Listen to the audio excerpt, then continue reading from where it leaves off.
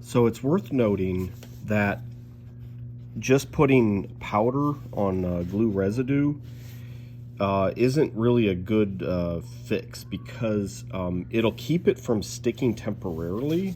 So like if you have some glue residue and then you powder it, it'll keep it from sticking. But the next time that the suit gets cleaned, even just with water, it'll rinse that powder off, and then it'll stick. And I was just having a problem with this because I did a leak check on this suit, and then I rinsed it off, and then all of a sudden I had all sorts of stuff stuck.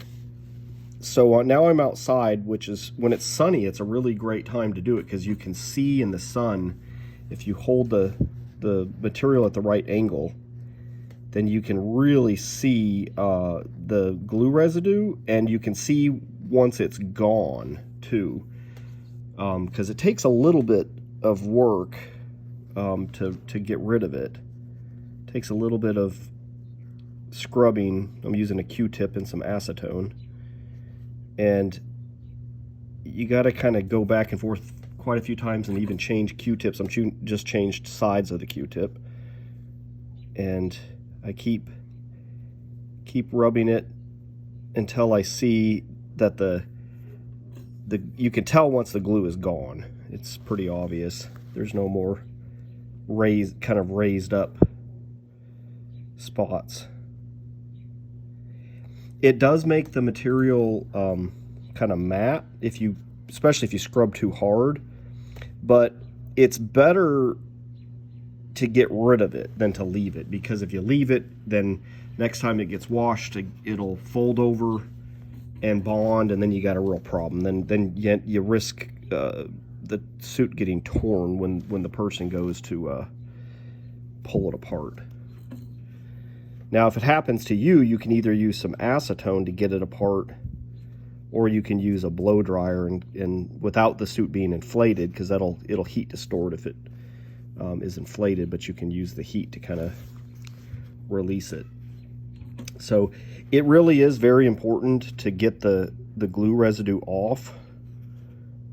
It's easier to try to prevent it while you're gluing, but it happens to all of us, and so it really does require a little bit of time to clean this off. If you can do it outside on a nice day like this, then it's great, because you don't really have to wear a mask.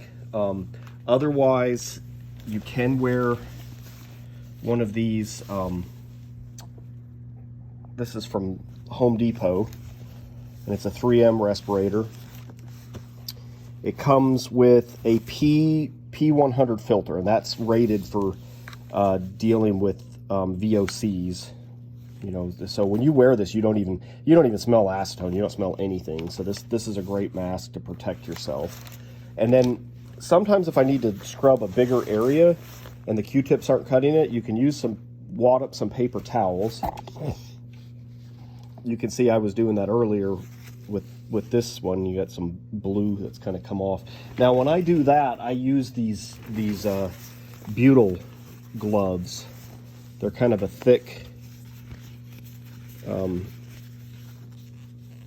butyl chemical kind of glove, and that'll protect your hands from getting acetone. But when I'm doing just the Q-tips, just the Q-tip itself kind of protects me, so I don't have to really wear the gloves when I'm just doing the Q-tips alone.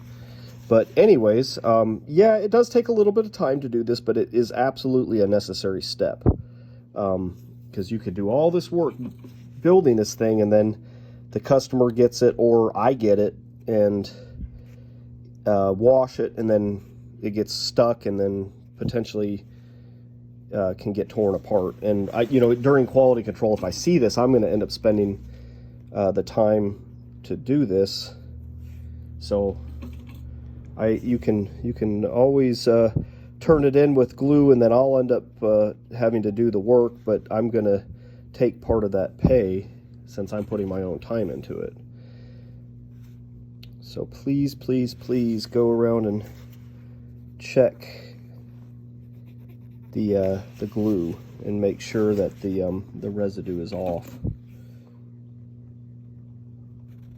You can use painter's tape to mask off areas to keep glue from getting on them, or when you put down a strip and you're gluing it, you can lay a paper towel over it when you go to roll it, and then the paper towel will kind of take up some of that glue. It'll help. It won't completely eliminate it, but really just time and technique will greatly cut down on the amount.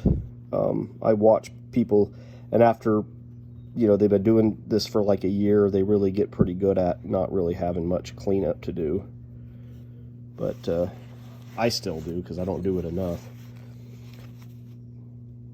So anyways, just kind of showing the method that I use to kind of clean up, make sure that there's none of this glue residue.